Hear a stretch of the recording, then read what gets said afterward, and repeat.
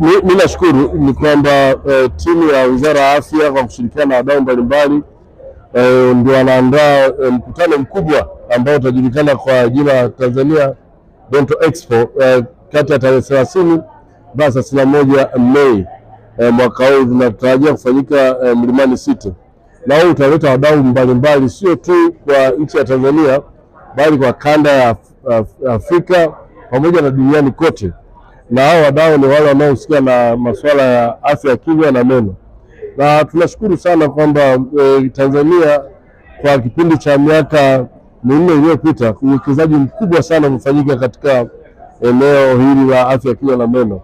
Na nashukuru tumefanya kazi kwa karibu na wenzetu wa Dental Association, na kutokana na kufanya kazi kwa karibu imepelekea kuwa na vifaa pamoja na vifaa tiba ambavyo vimewekwa katika vituo vyetu vya kutolea huduma, sio tu katika ngazi ya sekondari na tertiary, ila bali vinapatikana katika ngazi ya msingi. Nashukuru kwa mfano katika kabla ya miaka 4 iliyopita tulikuwa na vitu vichache sana kwa ajili ya huduma ya afya ya kinywa na meno, lakini sasa ninavyoongea na ninyi vimeshafikia 696.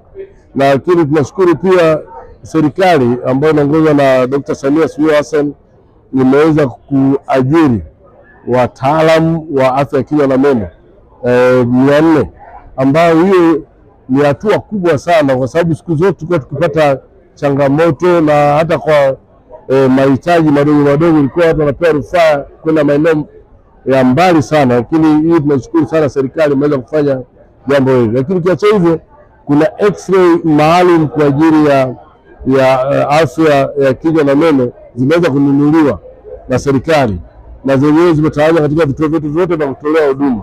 Hii ni hatua kubwa. Kwa hiyo tunaamini hii Tanzania Dental Expo 2025 itakuwa ni fursa adhimu ya sisi kuweza kujinadi na kuweza kuongea na wenzetu kutoka maeneo mbalimbali waweze kujua ni nini kinachoendelea Tanzania kuhusiana na afya ya kinywa na meno na nini ambacho wanaweza kufanya ili kufanya uwekezaji mkubwa zaidi, na hiyo sisi tukawa ni hub kwa ajili ya eneo la afya ya kinywa na meno. Na niwashukuru sana kurugenzi ya tiba, na nimshukuru sana mkurugenzi msaidizi Dr. Nzobo pamoja na timu yake kwa kazi kubwa wanayofanya hususan katika eneo hili. Lakini ndio mchoa fadhila nisipowashukuru sana Tanzania Dental Association kwa kazi kubwa wanayofanya.